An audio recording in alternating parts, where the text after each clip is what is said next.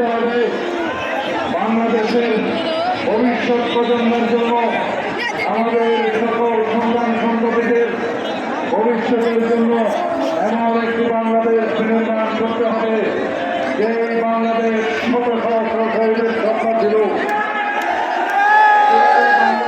নির্মাণের জন্য অকাতরে নিজের জীবন বিলিয়ে দিয়েছেন আমাদের বীর শহীদরা। আমরা সবাই করতে পালন করি, আমরা সবাই আইন শৃঙ্খলার উন্নতি সাধন করি, আমরা সবাই সকলের অধিকারকে স্বীকৃতি দেই। আজকে থেকে এখানে সকল অন্যায়ের অবসান হোক, কেউ নির্যাতিত হবে না, কেউ জুলুমের শিকার হবে না, সকলকেই সকলের অধিকারের প্রতি স্বীকৃতি দিতে হবে। আমরা সবাইকে যার যার অধিকার ভোগ করার জন্য স্বাধীনতা নিশ্চিত করতে হবে। আমরা সবাই বাংলাদেশি, কেউ আমরা এখানে মুসলমান, কেউ হিন্দু, কেউ বৌদ্ধ, কেউ খ্রিস্টান, সেটা যার যার ধর্ম শেষে পালন করবে, কিন্তু আমরা সবাই বাংলাদেশি। একটাই পরিচয়, আমরা এই দেশের নাগরিক। আমাদের সকল নাগরিকের মানবাধিকার, মৌলিক অধিকার, সকল রকমের সাংবিধানিক অধিকার আমরা অর্জন করেছি ইনশাআল্লাহ। সেই অর্জন করার জন্য শত সহস্র শহীদকে রক্তদান করতে হয়েছে।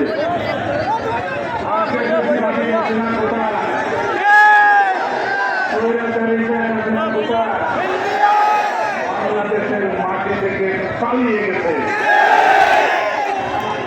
5 সালের পতন হয়েছে, আওয়ামী স্বৈরাচারের পতন হয়েছে। গণহত্যাকারী আওয়ামী ফ্যাসিবাদী শক্তি বাংলাদেশের মানুষের সামনে কি আর রাজনীতি করার অধিকার রাখে?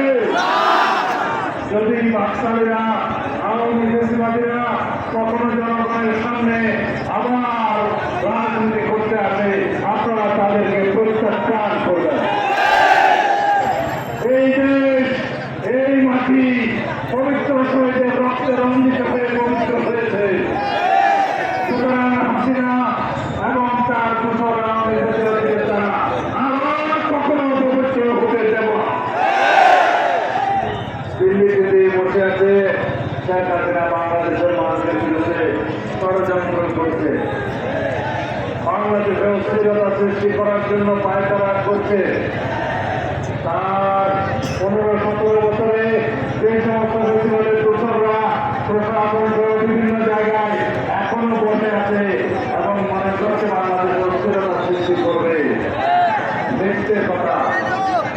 এদেশের ছাত্র জনতা বাংলাদেশে আর কখনো অস্থিরতা সৃষ্টির সুযোগ দিবে না। বহিঃশক্তির কোন ষড়যন্ত্র বাংলাদেশের ছাত্র জনতা সফল হতে দেবে না। বন্ধুরা, আমরা এখনো চূড়ান্ত বিজয় অর্জন করি না। আমরা চূড়ান্ত বিজয় অর্জন সেই দিন করব, সেই দিন এই দেশে একটি গণতান্ত্রিক প্রক্রিয়ায় রাজনৈতিক একটি শক্তি বাংলাদেশের সরকার গঠন করবে, সেদিন আমরা চূড়ান্ত বিজয় অর্জন করব। যারাই সরকারে আসুক তাদেরকে দেশের মানুষের মৌলিক অধিকার, সাংবিধানিক অধিকার, গণতান্ত্রিক অধিকার নিশ্চিত করতে হবে। কেউ যেন আমরা স্বৈরাচারী হয়ে না উঠতে পারি, সেজন্য আপনাদের আমাদের সকলকেই আমাদের অধিকারের জন্য সবসময় আন্দোলন করতে হবে। আন্দোলন বন্ধ করা যাবে না। যদি আমরা রাজপথ ছেড়ে দিই, যদি আমরা আন্দোলন বন্ধ করি, আপনারা ফ্যাসিবাদী একটু করার সুযোগ পাবে। সেই সুযোগকে আপনারা দিবেন?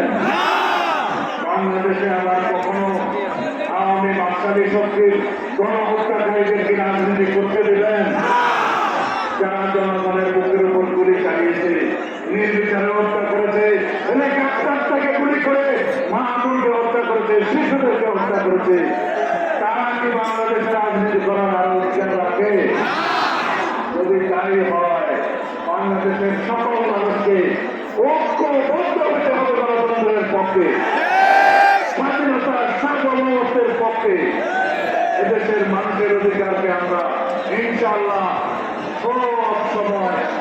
দেশের জন্য রক্ত রাখে।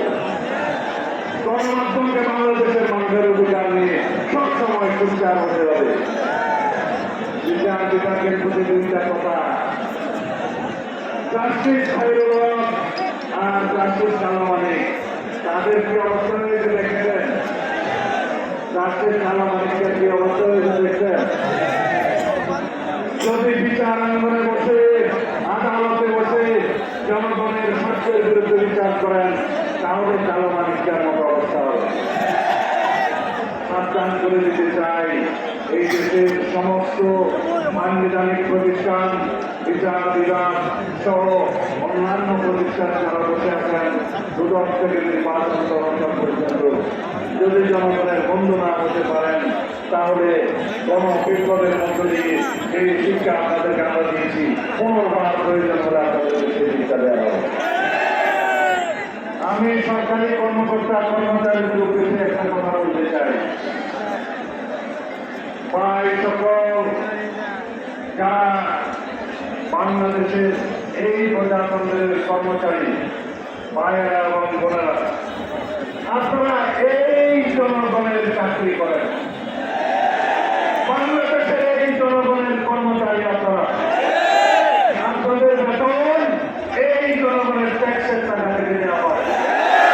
সুতরাং জনগণের কর্মচারী হিসাবে তাদের সেবা করবেন। অন্যায় যদি কোনোদিন করে থাকেন, তাহলে জনগণ আপনাদের ক্ষমা করবেন। এই বার্তাটা দিতে চাই। আজকে থেকে যেখানে জনগণকে আশ্বস্ত করতে চাই, এই জনপদে কোনো অন্যায়ের কোনোদিন প্রশ্রয় দেওয়া হবে না। যদি সে আমার দলের লোক হয়, তাকেও চেষ্টা করা হবে।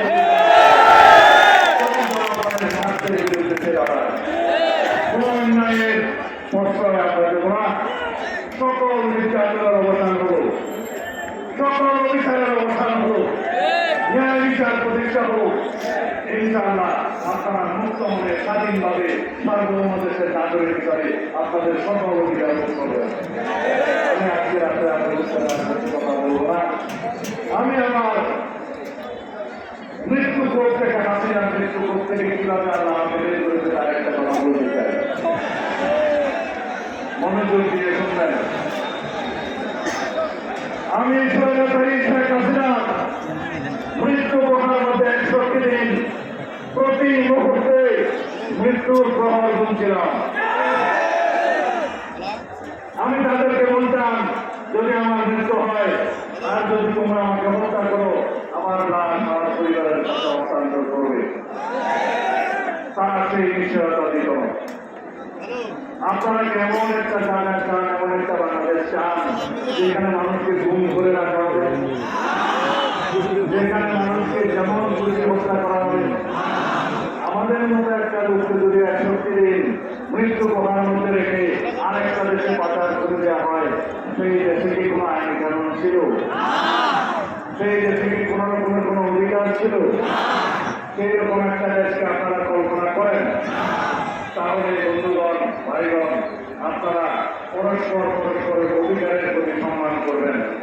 বাংলাদেশে ভবিষ্যতে কোনদিন কেউ আর গুম হবে না, কাউকে বিচারে বহির্ভূত হত্যা করা হবে না, কাউকে অন্যায়ভাবে আটক করা হবে না, কাউকে অবিচারের শিকার হতে হবে না।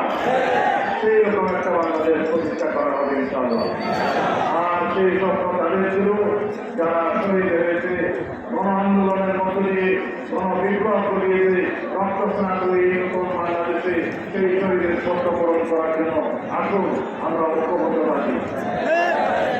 আল্লাহ আমাদের সহায়তা করবেন। আসসালামু আলাইকুম ওয়া রাহমাতুল্লাহি ওয়া বারাকাতুহু। ধন্যবাদ। বাংলাদেশ জাতীয় দল জিন্দাবাদ। শহীদ